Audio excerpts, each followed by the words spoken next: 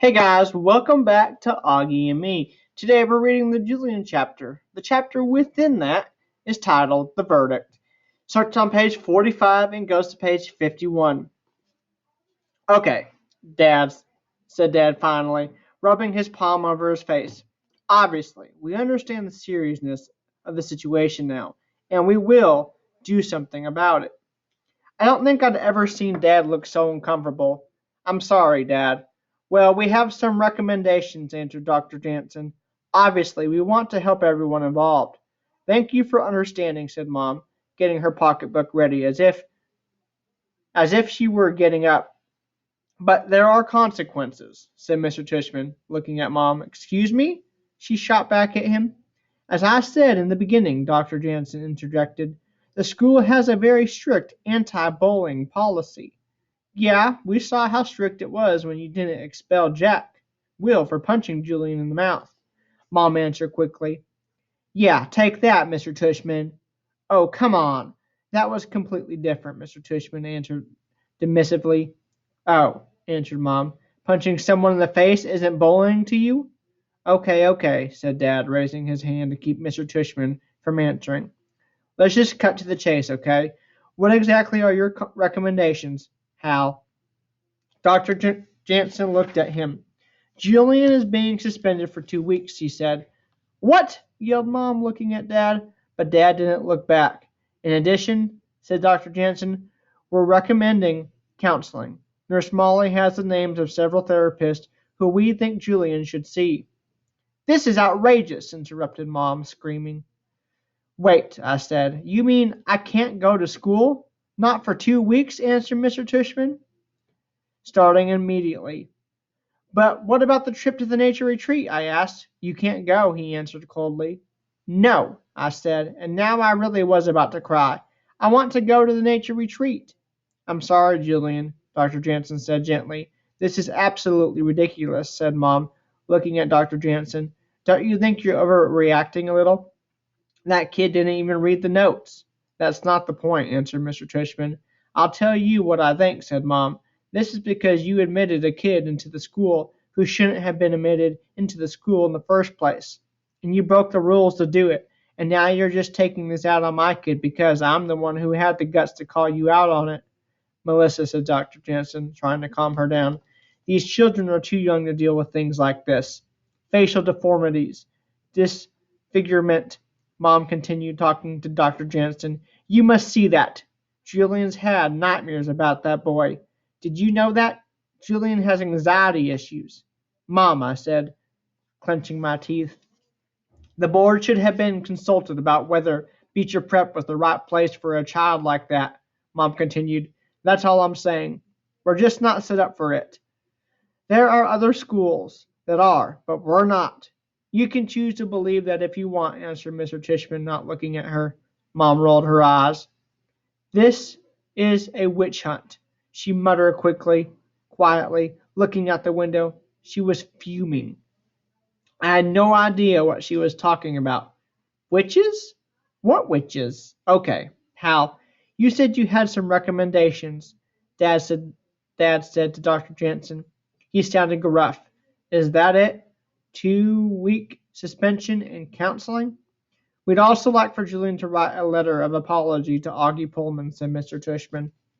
Apology for what exactly? Answered Mom. He wrote some stupid notes. Surely he's not the only kid in the world who's ever written a stupid note. It's more than a stupid note, answered Mr. Tushman. It's a pattern of behavior. He started counting on his fingers. It's the making faces behind the kid's back. It's the game he initiated, where if someone touches Auggie, he has to wash his hands. I couldn't believe Mr. Tushman even knew about the plague game. How do teachers know so much? It's social isolation, Mr. Tushman continued. It's creating a hostile atmosphere. You know, and you know for a fact that it's Julian who initiated all this? Asked Dad. Social isolation? Hostile atmosphere? Are you saying that Julian was the only kid who wasn't nice to this boy? Or are you suspending every kid who stuck his tongue out at this kid? Good one, Dad. Score for the Albans. Doesn't it trouble you at all that Julian doesn't seem to be showing the least bit of remorse? Said Mr. Tushman, squinting at Dad. Okay, let's just stop right there, Dad said quietly, pointing his finger in Mr. Tushman's face. Please, everyone, said Dr. Jansen. Let's calm down a bit. Obviously, this is difficult. After all we've done for the school, Mom answered, shaking her head. After all the money and the time we put into the school, you would think we'd get a little bit of consideration. She put her thumb and her index finger together. Just a little. Dad nodded. He was still looking angrily at Mr. Tushman, but then he looked at Dr. Jansen. Melissa's right, he said. I think we deserve a little better than this. Hal, a friendly warning would have been nice. Instead, you call us in here like children. He stood up. We deserved better. I'm sorry you feel that way, said Dr. Jansen, standing up as well. The Board of Trustees will hear about this, said Mom. She got up too. I'm sure they will, answered Dr. Jansen, crossing his arms and nodding. Mr. Tushman was the only adult still sitting down. The point of this suspension isn't punitive, he said quietly. We're trying to help Julian, too. He can't fully understand the ramifications of his actions if you keep trying to justify them away. We want him to feel some empathy. You know, I've heard just about enough, said Mom, holding her palm in front of Mr. Tushman's face. I don't need parenting advice, not from someone who doesn't have kids of his own. You don't know what it's like to see your kid having a panic attack every time he shuts his eyes to go to sleep, okay? You don't know what it's like. Her voice cracked a bit, like she was going to cry. She looked at Dr. Jansen. This affected Julian deeply. Hal, I'm sorry if that's not politically correct to say, but it's the truth. I'm just trying to do what I think is best for my son, that's all. Do you understand? Yes, Melissa, Dr. Jansen answered softly. Mom nodded. Her chin quivered. Are we done here? Can we go now? Sure, he answered. Come on, Julian, she said, and she walked out of the office. I stood up. I admit, I wasn't exactly sure what was going on. Wait, is that it? I asked. But what about my things? All my stuff's in my locker. Miss Rubin will get your things ready and she'll get them to you later this week, answered Dr. Jansen. He looked at Dad. I'm really sorry it came to this, Jules. He held out his hand for a handshake. Dad looked at his hand, but didn't shake it. He looked at Dr. Jansen. Here's the only thing I want from you, Hal, he said quietly. I want that this, all of this, be kept confidential. Is that clear? It doesn't go beyond this room. I don't want Julian turned into some kind of anti-bullying poster boy by the school. No one is to know he's been suspended. We'll make up some excuse about why he's not in school, and that's it. Are we clear, Hal? I don't want him made into an example. I'm not going to stand by while the school drags my family's reputation through the mud. Oh, by the way, in case I hadn't mentioned it before, Dad's a lawyer. Dr. Jansen and Mr. Tushman exchanged looks. We are not looking to make an example of any of our students, Dr. Jansen answered. The suspension really is about a reasonable response to unreasonable behavior. Give me a break, answered Dad, looking at his watch. It's a massive overreaction. Dr. Jansen looked at Dad, then he looked at me. Julian, he said, looking me right in the eye, can I ask you something point blank? I looked at Dad, who nodded. I shrugged. Do you feel at all remorseful for what you have done? Dr. Jansen asked me. I thought about it a second. I could tell all the grown-ups were watching me, waiting for me to answer something magical that would make this whole situation better.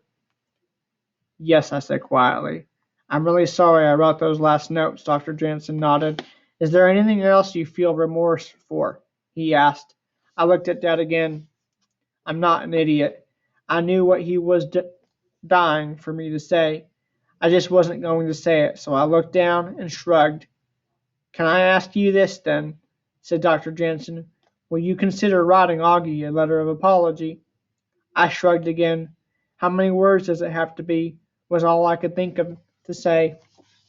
I knew the moment I said it that I probably shouldn't have.